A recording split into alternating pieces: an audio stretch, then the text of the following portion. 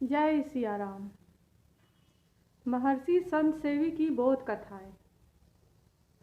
मितभाषी और मिष्टभाषी बने। संतों एवं सद्ग्रंथों की यही सीख है कि वाणी में असत्यता, मदमत्ता व कटुता तो हो ही नहीं, वरन सत्यता के साथ मृदुता भी सुनिश्चित रूप से मिश्रित हो। यही कारण है कि हम सद्गुरु महर्षि में ही परमहंस जी महाराज के वचन में सत्य सुहाता वचन कहिए और संत कबीर साहब के वचन में साची कहे बनाए तथा कटुक वचन मत बोल रे की मधुर ध्वनि पाते हैं।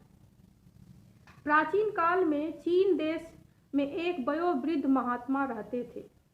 परिनिर्वाण प्राप्त करने के कुछ पूर्व उन्होंने अपने शिष्यों को बुलाया और अपना मुख खोलकर दिखाते हुए कहा, तुम लोग क्रम क्रम से मेरे मुख के भीतर अच्छी तरह देख लो, यह मेरी अंतिम शिक्षा है।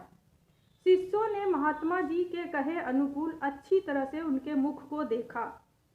महात्मा जी ने पूछा, समझा? शिष्यों ने एक स्वर में कहा, जी नहीं। महात्मा जी ने कहा, अच्छा कहो, मेरे मुख में कितने दांत हैं? शिष्यों ने उत्तर में कहा, एक भी नहीं। महात्मा जी ने पूछा, अब समझा? शिष्यों ने पुनः उत्तर दिया, जी नहीं। महात्मा जी ने समझाते हुए कहा, देखो, जिह्वा जन्म से लेकर मृत्यु पर्यंत शरीर के साथ रहती है, कभी भी शरीर को नहीं छोड़ती।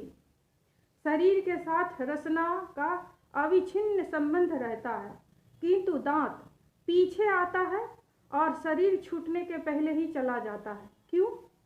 जिह्वा सदा सुकोमल रहती है और दांत सतत कठोर। इसलिए मेरे बच्चों, जब जीवन में दीर्घ जीवन चाहो तो कठोरता त्याग कर नम्रता मृदुता धारण करो, मितभाषी और मिष्टभाषी बनो। कहते हैं, किसी भूपति के स्वप्न देखा कि उनके मुख के सारे दांत टूट गए। निद्रा भंग होने पर उन्हें बड़ी चिंता हुई और उसने एक पंडित को बुलाकर अपना स्वप्न फल पूछा।